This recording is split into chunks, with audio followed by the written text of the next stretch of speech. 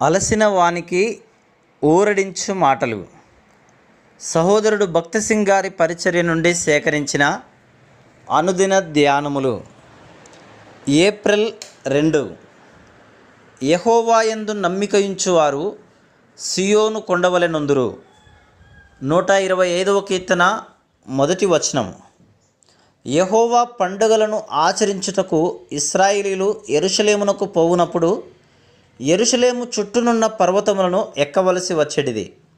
ఆ సమయంలో వారు అబ్రహాము, ఇస్సాకు, యాకోబులకు తమ పితరులకు దేవుడిచ్చిన వాగ్దానములన్నిటినీ జ్ఞాపకం చేసుకొనిరి. వారు ఇబ్బందుల ద్వారా వెలుచున్నప్పుడు ప్రతి సమయంలో వారు పొందిన దేవుని సహాయమును ఈ వాగ్దానములు జ్ఞాపకం చేసినవి. వారెన్ని పతనములు, అవిధేయతలు, తిరుగుబాట్లు కలిగిన వారైనప్పటికీ కృపా కనికరము గల దేవుడు వారి ప్రార్థనలను ఆలకించి వారికి విడుదల దయచేసెను. మార్పు చూడని ఆ యెరూషలేము పర్వతములను వారు చూచినప్పుడు ఆయన మార్పు లేని దేవుడు అను మలాకి 3:6లోనున్న దేవుని వాగ్దానమును జ్ఞాపకం చేయబడెను.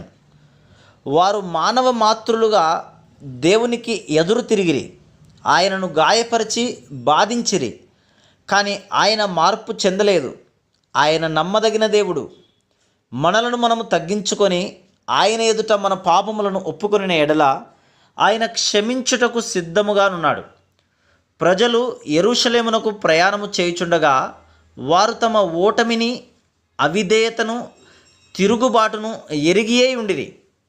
అయితే వారు యెరూషలేము పర్వతములను చూడగానే దేవునికి ఆయన నిబంధనను, వాగ్దానములను జ్ఞాపకము చేసిన ఎడల ఆయన వారిని క్షమించును అను నిరీక్షణ కలిగినది. 2వ దినవృత్తాంతములు 7:14-15 వచనాలు. ఈ విధంగా వారు అనేకమైన దేవుని వాగ్దానములను జ్ఞాపకం చేసుకొనిరి. యెరూషలేము చుట్టూనున్న ఆ పర్వతములను చూడగానే వారు నూతన విశ్వాసమును, నిరీక్షణను పొందిరి. వారి పాపములు, అవిధేయతను బట్టియే శక్తిని, విశ్వాసమును కోల్పోయిరని వారెరుగుదురు. ఆయన ప్రేమగల, దయగల దేవుడని వారు ఆయనందు విశ్వాసముంచిన ఎడల ఆయన మరలా వారి వైపు తిరుగునని వారికి జ్ఞాపకము చేయబడింది. దేవుడు అబ్రహాము, ఇస్సాకు, యాకోబు వారి పితరులతో దేనినైతే వాగ్దానం చేసినో అది తప్పక నెరవేరునను సామాన్య విశ్వాసముతో వారు హృదయపూర్వకముగా ఆయన యొద్దకు తిరిగి రావలను. అందుచేతనే మరలా దేశమంతయు దేవుని వైపు తిరగగానే వారందరూ సమృద్ధిగా ఆశీర్వదింపబడిరి. వారు తమ పాపమును బట్టి, అవిధేయతను బట్టి చెదరగొట్టబడి, బాధించబడి, శిక్షించబడిరి.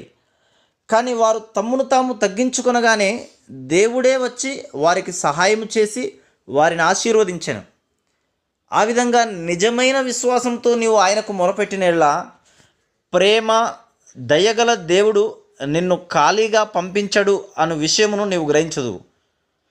1 యోహాను 1:9లో మన పాపములను మనము ఒప్పుకొనిన ఎడల ఆయన నమ్మదగిన వాడును, నీతిమంతుడును గనుక ఆయన మన పాపములను క్షమించి సమస్త దుర్నీతి నుండి మనలను పవిత్రులుగా చేయును అని చదువుచున్నాం. నీవు ఆయనను అధికముగా బాధపెట్టి ఉండవచ్చును కానీ నీవు నిజమైన పశ్చాత్తాపంతో తిరిగి వచ్చి నీ పాపములను ఒప్పుకొని హృదయపూర్వకముగా యేసుక్రీస్తు ప్రభు నీ పాపముల కొరకైనా, చివరకు నీ తలంపుల కొరకైనా నీ శిక్షావిధిని ఆయన తన మీద వేసుకొని నీ ప్రతి అపవిత్రత నుండి నిన్ను సంపూర్ణముగా కడుగుటకు ఆయన తన ప్రశస్త రక్తమును కార్చెనని నమ్మిన ఎడల నీవు ఆ క్షణమందే క్షమింపబడదు. Praise lord.